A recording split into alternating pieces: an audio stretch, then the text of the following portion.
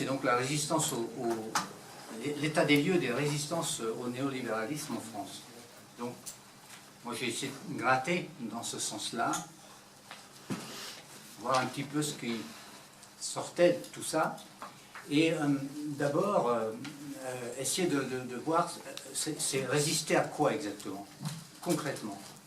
Donc, on peut lister quelques éléments comme ça.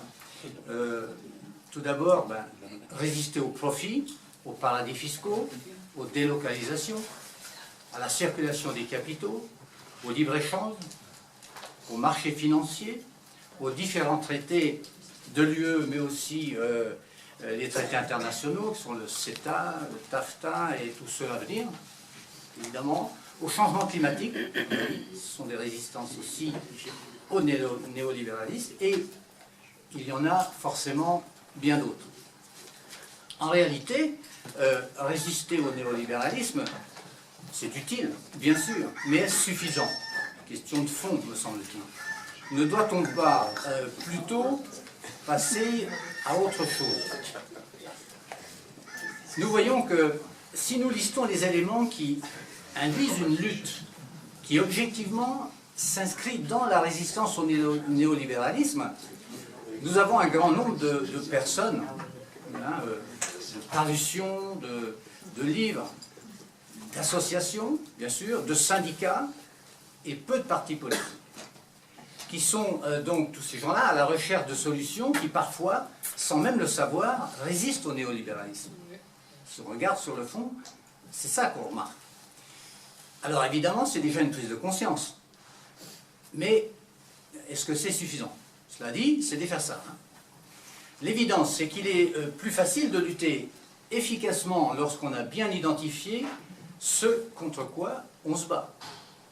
Évidemment, tous ces gens listés ne sont pas sur les mêmes bases. Certains n'ont pas conscience qu'il s'agit avant tout d'un problème politique. Et pour eux, pour peu qu'ils s'y intéressent, alors des changements peuvent devenir possibles. Si nous prenons les paysans français et leurs syndicats, nous voyons que actuellement c'est une véritable hémorragie en termes de baisse du nombre de paysans français. Beaucoup arrêtent parce qu'ils n'ont plus qu'un revenu qui tourne autour de 350 € par mois, ce qui en France ne permet pas de vivre. Nous constatons un grand nombre de suicides, et de plus des suicides qui sont en augmentation ces dernières années. Il y a une vraie évolution, des demandes d'aide dans tous les sens. On a leur organisme social qui s'appelle la MSA qui est appelé d'une manière exponentielle, tellement c'est grave dans les campagnes françaises. Nous les voyons manifester régulièrement, pour autant, tout au long de l'année, sans jamais rien obtenir de résultats concrets d'ailleurs, et pour cause. Ils suivent leurs différents syndicats, tous sont européistes, tous pour le libre-échange, et qui de ce fait jouent le rôle de conteneur de pression en quelque sorte, et empêchent disons la bouteille de gaz d'exploser. On vient de supprimer les quotas laitiers en France aux producteurs de lait. C'était une forme de protectionnisme. Eh bien, le résultat ne s'est pas fait attendre. Certains pays de l'UE ont un coût de production plus réduit, je pense à la Pologne notamment. Le libre-échange permet ces importations à bas coût et liquide notre agriculture. C'est aussi vrai pour d'autres secteurs de l'agriculture. Avec l'Espagne, par exemple, c'est le problème des fruits, la viande, enfin bon, voilà. Nous avons là donc une catégorie professionnelle qui lutte pour sa survie et donc résiste au néolibéralisme quelque part, mais ne sait pas s'affranchir politiquement des personnes qui les emmènent dans ce tourbillon destructeur. Si nous prenons les salariés actifs ou retraités et leurs syndicats en France, les chômeurs ne sont représentés par personne. C'est déjà réglé. Ils n'existent plus. Rayés de la carte. nous constatons là aussi que des reculs en termes de salaire et conditions de travail, ça a déjà été dit chez nos camarades des pays voisins, c'est la même chose, hein, c'est donc des conditions, des reculs qui sont extrêmement importants. Et qu'il y a désormais une grande ressemblance avec ce qui se passe chez nos paysans. Pourtant, il y avait une grande différence entre ces deux mondes, chez nous, en termes de syndicalisme, jusque dans les années 90. Or, depuis ces années, le phénomène majeur qui s'est produit, c'est l'intégration de tous les syndicats français dans la Confédération européenne des syndicats, la CES. La CES n'est pas le fruit de relations de travail ou de pratiques d'entraide préalables entre les ouvriers des différents pays, ni de regroupement de fédérations professionnelles ou de structures locales, mais c'est une construction par le haut, à la suite d'accords entre dirigeants syndicaux. Le syndicalisme européen résulte directement de la construction européenne. Ce qui rythme le vie de la CES, ce sont les exigences de dialogue social. Le bréviaire officiel de l'organisation explique d'ailleurs que l'évolution de la CES ne relève pas de la lutte des classes, mais de l'institutionnalisation de la politique européenne.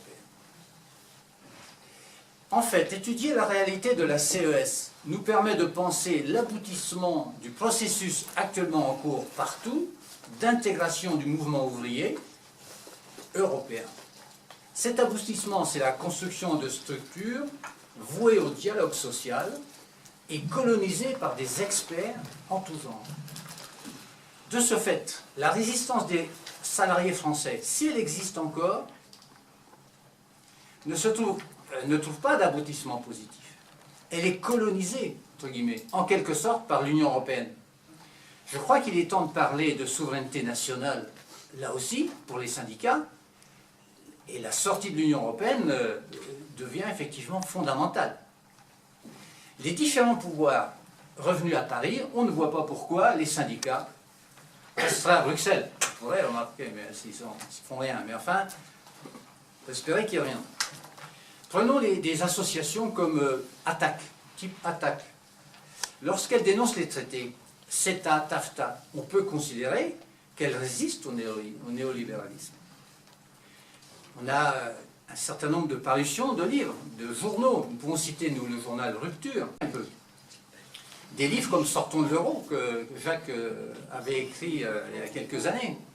Des gens comme un certain nombre d'intellectuels, Emmanuel Todd, Sapir, Lordon, qui ont écrit un certain nombre de livres qui montrent une forme de résistance au néolibéralisme. C'est vrai aussi pour quelqu'un aussi qui est assez connu, je pense, c'est Naomi Klein, dans Tout peut changer, capitalisme et changement climatique. C'est vrai aussi, si on va un peu plus loin, sur la partie filmographie, de Ruffin, qui vient de sortir son film Merci Patron. C'est effectivement là, montrer comment les délocalisations, des items du début, ressortent. Et la liste n'est pas exhaustive. En revanche, en termes de radio et télévision, quand on cherche, hormis quelques émissions, c'est vrai, il n'y a pas de radio ou de chaîne de télévision dont ce serait la ligne directrice que de s'appuyer sur la résistance au néolibéralisme. Une énorme part étant justement la propriété des grands groupes néolibéraux. Il n'y a pas de danger que ça évolue. Si on prend les partis politiques français, Jacques en a parlé tout à l'heure, il semble qu'il soit plus compliqué encore de regarder objectivement quels sont ceux qui sont résistants au néolibéralisme en fait. Mais un parti qui souhaite s'extraire du néolibéralisme, doit-il être résistant au néolibéralisme? Moi je ne le pense pas.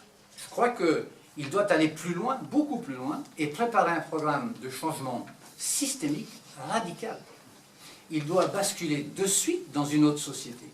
Il doit y avoir quelque chose de révolu et quelque chose de naissant. La résistance au néolibéralisme, c'est au mieux retarder son avancement, car on sait qu'il ne changera pas de ligne. Il en va de sa survie. En fait, il s'agit d'une idéologie, rien de plus. On est dedans ou on est dehors. Alors en France, on a évidemment, comme partout, des partis. Les plus importants, donc, qui sont amenés à gérer le pays et qui ne sont importants que parce qu'ils sont objectivement sous la domination, notamment financière, des néolibéraux. Ils sont très importants. Il est très important que certains soient de droite, d'autres de gauche, afin de donner l'illusion d'une démocratie et d'une alternance. Mais ce n'est qu'une illusion. Nous avons là la droite, dans ce thème-là, la droite traditionnelle, hein, et le Parti socialiste. Jacques en a parlé, un nouveau venu, Macron, qui finalement, lui, relie les néolibéraux de droite et de gauche, est bien placé pour gagner la présidentielle, en effet, dans 2 mois, bien sûr, très, très néolibéral. Il y a bien les écologistes, dont on pourrait penser qu'ils soient contre ce qui détruit la planète, le néolibéralisme précisément. Eh bien non, leur acceptation du néolibéralisme gomme le peu de résistance qu'ils peuvent montrer par ailleurs. Bien sûr, il y a aussi des partis qui souhaitent, par exemple, modifier des traités. Mais modifier, c'est pas sortir de ces traités. Le néolibéralisme, eh bien, il reste en place. Leur acceptation gomme là aussi le peu de résistance et montre que la résistance, c'est sans doute pas la bonne manière d'appréhender le problème. Il y a un tas de mouvements communistes ici qui sont très éparpillés et souhaitant quand même exister, se coalisent avec des partisans du néolibéralisme et qui sont, pour une part, d'entre eux, en tout cas, partisans de l'UE et de l'euro, du libre-échange. Évidemment, pas de résistance réelle, là non plus. D'autres encore sont partisans de la sortie de l'UE et de l'euro, mais d'accord avec le néolibéralisme. Je pense à Asselineau. Idem, là aussi, pas de résistance au néolibéralisme. On avait Dupont-Aignan, libéral, lui, jusque dans l'âme, mais qui fut un temps pour la sortie de l'euro, mais désormais, il a changé d'avis. C'est fini. Il est pour maintenant. Donc, si on est en gros d'accord avec cette analyse, il reste le Pardem. Et ouais, avec son programme global de démondialisation et la sortie de tous les items cités au début. Nous voyons bien la difficulté. Elle est immense, car avec qui pouvons-nous faire alliance aujourd'hui en France sur un tel programme? Quel parti? Aucun, à mon avis, aucun. Donc, fort heureusement, il reste un énorme potentiel parmi la population, des personnes qui s'abstiennent, des gens qui votent blanc ou autre chose, enfin, bon. Et aussi tous ceux qui sont désormais, et aussi tous ceux que nous sommes désormais capables de convaincre, ne serait-ce que lors des élections législatives avec nos candidats, puisque dans un nombre assez conséquent de circonscriptions en France, on va se présenter aux élections. Et c'est vrai qu'à cet endroit-là, on a sans doute, et on le voit parce qu'on a déjà commencé, quelques possibilités de faire avancer ces idées-là, avec le peuple en général. Mais certainement, en ce qui concerne la France, à mon avis en tout cas, pas avec les partis politiques.